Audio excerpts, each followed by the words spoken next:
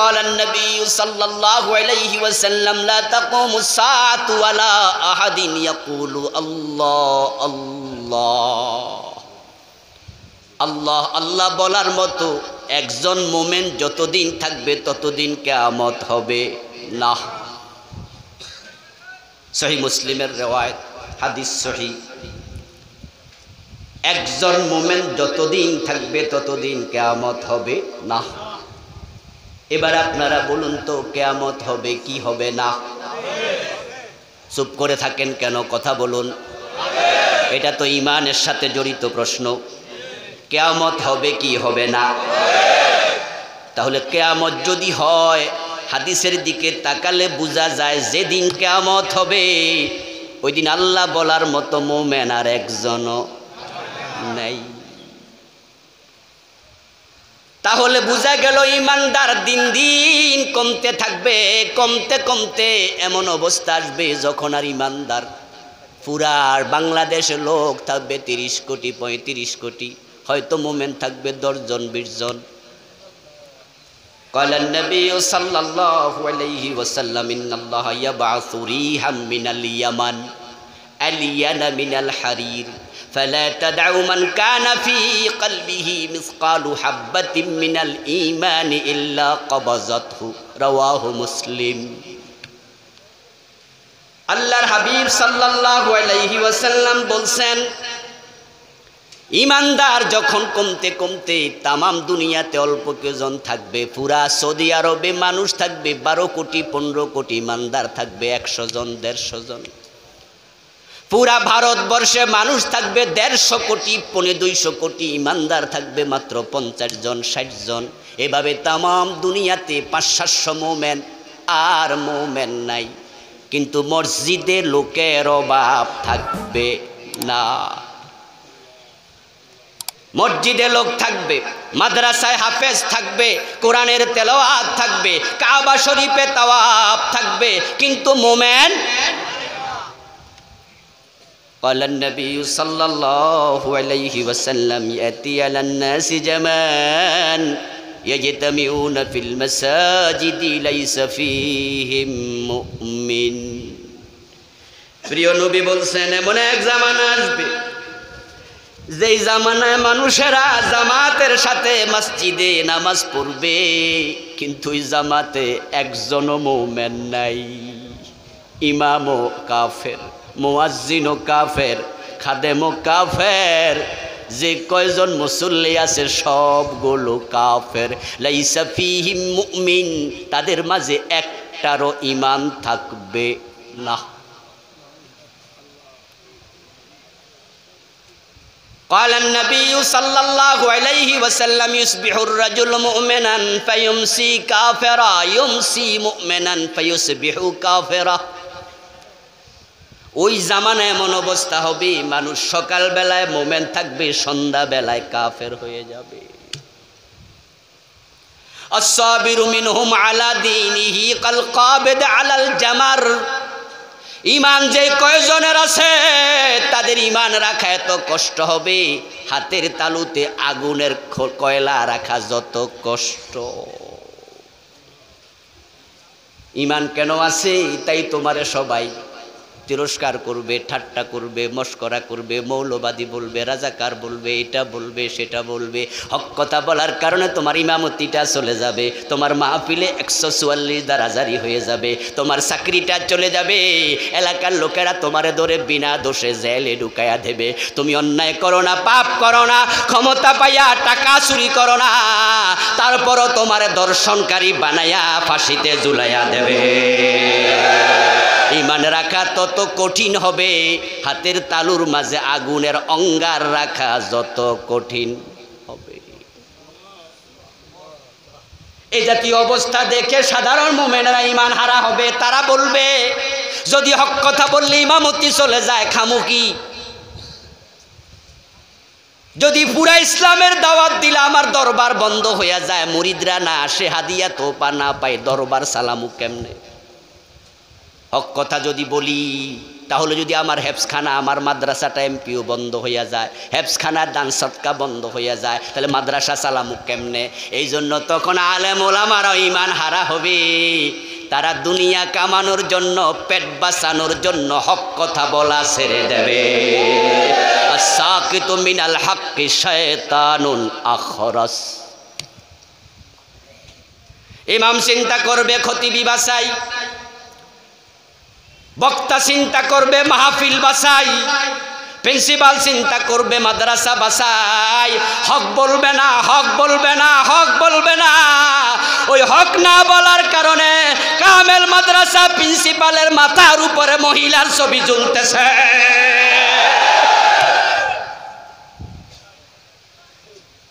বরুরা ফাজেল মাদ্রাসা আছে না নাই? কামেল মনে হয় নাই না?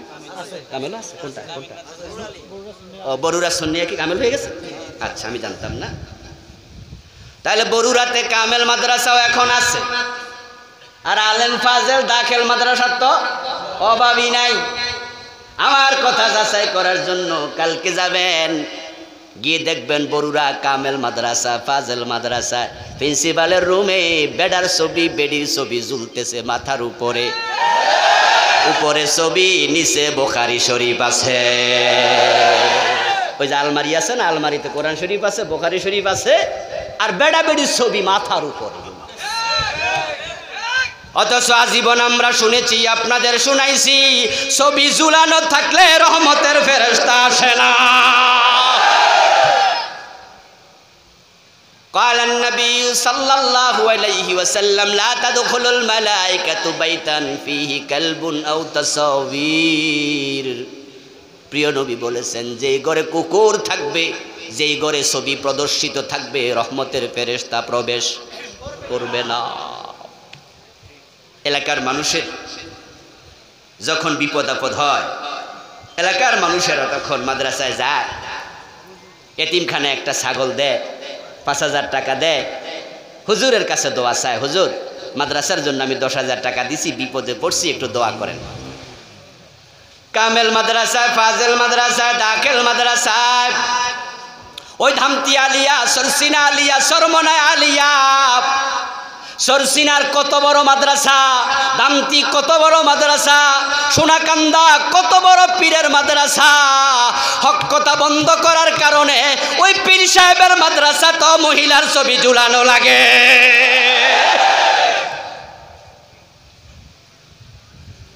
এখন লোকজন যাইয়া হাদিয়া দে, তোফা দে, দান করে, সাদাকা করে, হুজুরেরা সবাই মিলে আবার দোয়া করে। আমি একটা কামেল মাদ্রাসার মুহাদ্দিস, আমাদের মাদ্রাসা তো কতজন দোয়ার জন্য আসে। আমরা যে রুমে বৈশা দোয়া করি, ওই রুমে বেড়া বেড়ির ছবি। রহমতের ফেরেশতা তো রুমে ঢোকে না, তোমার দোয়া আসমানে যাবে কেমনে?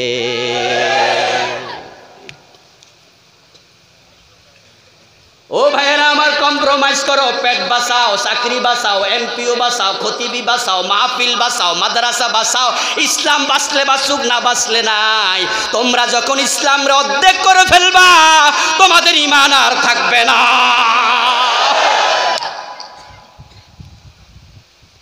يقولون نؤمن ببعض ونكفر ببعض يريدون أن يتخذوا بين ذلك سبيلا أولئك هم الكافرون حقا। বলবে ইসলাম একবারে মানি না, তা তো না, আমরা তো 80% মানি, 20% একটু ঝামেলা হয়েছে। কেউ বলবে 90% তো মানি, 10% পারি না, 10% পারিপার্শ্বিকতার কারণে পারি না। কেউ বলবে 50% তো মানি, বাকি 50% পারি না। কেউ বলবে 20% মানি, আমরা তো মূর্খ সুরুক্ষ মানুষ, বাকি 80% মানি না। ইসলাম এমন এক বিধান, জীবন ব্যবস্থার নাম, যদি তুমি জেনে বুঝে 1% ছেড়ে দাও, ঈমান থাকবে না। উদখুলু ফিস সিলমে কাফা। আদম আলাইহিস সালামকে আল্লাহ জান্নাত থেকে বের করে দিছে, অপরাধ করছিলেন কয়টা? শয়তানের ঈমানটা চলে গেছে, অপরাধ করছে কয়টা? তাহলে কি বোঝা যায়? জেনে বুঝে একটা অপরাধও করা যাবে না। এখন আদম আলাইহিস সালাম একটা অপরাধ করার পরে উনি বলছে রব্বানা যালামনা আনফুসানা ওয়া ইল্লাম তাগফির লানা ওয়া তারহামনা লানাকুনান্না মিনাল খাসিরিন। আমার আল্লাহ খুশি হইয়া কয় আদম তোরে আমি ক্ষমা করে দিলাম এবং তওবা করার কারণে আবার জান্নাতও দিয়ে দিলাম। অপরাধ একটা করার পরে যদি আদম আলাইহিস সালাম ইবলিসের মতো গাট্টেরামি করতো, আদমের উপায় থাকতো না। আপনি 10% বাদ দিয়া গাট্টেরামি করতেছেন, 50% আমল করে বাকি 50% ইসলাম মানে না, মসজিদে গেলে আল্লাহকে মানে। ওই লোকটা যখন বলি আল্লাহকে সংসদেও মানা লাগবে, গণভবন বঙ্গভবনে মানা লাগবে, আল্লাহর কথা হলো ইনিল হুকমু ইল্লা লিল্লাহ, আমি আল্লাহর হুকুম ছাড়া গোটা দুনিয়ার 1 ইঞ্চি জায়গাও বাদ থাকবে না।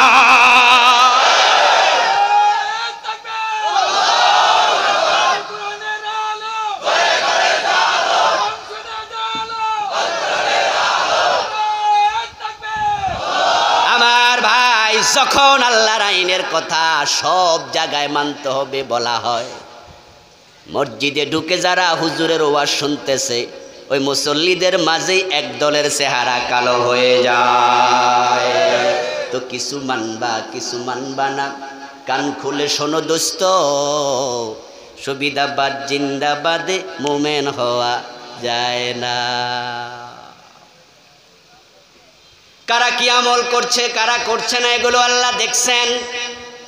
মানুষ ঈমান হারায়া ফেলবে, হারাতে হারাতে সংখ্যায় খুব কমে যাবে।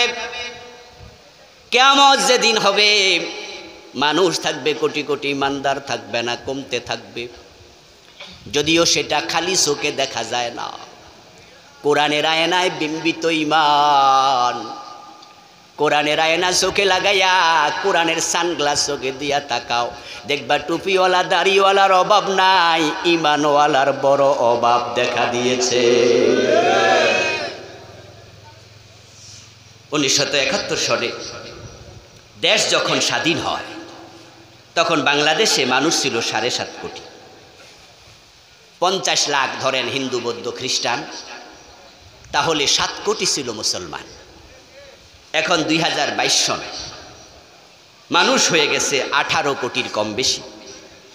তার মাঝে 2 কোটি হিন্দু বৌদ্ধ খ্রিস্টান বাদ দিলে মুসলমান কত কোটি? একটু জোরে বলেন না, কত কোটি? 71-এ ছিল 7 কোটি, এখন হইছে কয় কোটি? আজ থেকে 10 বছর পরে কমবে না আরো বাড়বে। তো মুসলমান যেভাবে বাড়তেছে, একজন থাকলে তো কিয়ামত হবে না। আমরা তো 15-20 কোটি আছি, তাইলে কিয়ামত আপাতত হওয়ার সম্ভাবনা কি নাই? কিয়ামত কি আগাচ্ছে না পিছাচ্ছে? জোরে বলেন, আগায় না পিছায়? তো কিয়ামত যদি আগায় তাহলে মুসলমান বাড়তেছে কই লোকে? আসলে বন্ধু নামাজি আছে, ঈমানওয়ালা কমে গেছে। আল্লাহ যখন তাকায়া দেখবেন তাম পৃথিবীতে মাত্র 500-700 মোমেন, আর 800 কোটি 1000 কোটি 1500 কোটি আছে সব কাফের। এত বড় দুনিয়া, এ 200-400 মোমেনের জন্য আল্লাহ আর রাখবেন না। তাই প্রিয় নবী বলেন, ইন্নাল্লাহা ইয়াবাসু রিহাম মিনাল ইয়ামান, আল্লাহ ইয়ামান নামক দেশ থেকে একটা বাতাস ছেড়ে দেবে। ইয়ামানের বাতাসটা তাম দুনিয়াতে ছড়ায়া পড়বে। লিয়ানা মিনাল হারির, রেশমি কাপড় যত নরম, ওই বাতাসের ছোঁয়াটা হবে আরো নরম। ফালা তাদউ মান কানা ফি কলবিহি মিসকালু হাববাতিন মিনাল ঈমান ইল্লা কবাযাতহু, ওই বাতাসটা যার গায়ে লাগবে, যদি অন্তরে সরিষা পরিমাণ ঈমান থাকে, ওই বাতাস লাগার সাথে সাথে ওই মুমিনটা মরে যাবে। এখন আপনাদের বড়ুরা ধরেন মোমেন আছে 5 জন, হয়তো বরুড়া বাজার মসজিদের মুয়াজ্জিন মোমেন, ইমাম সাহেবের ইমান নাই, মুয়াজ্জিনটা মরে যাবে ওই বাতাস লাগার সাথে সাথে। তাহলে বরুড়াতে 5 জনের গায়ে বাতাস লাগছে, পুরা থানায় মোমেন 5 জন ছিল, 5 জনই মরে গেছে।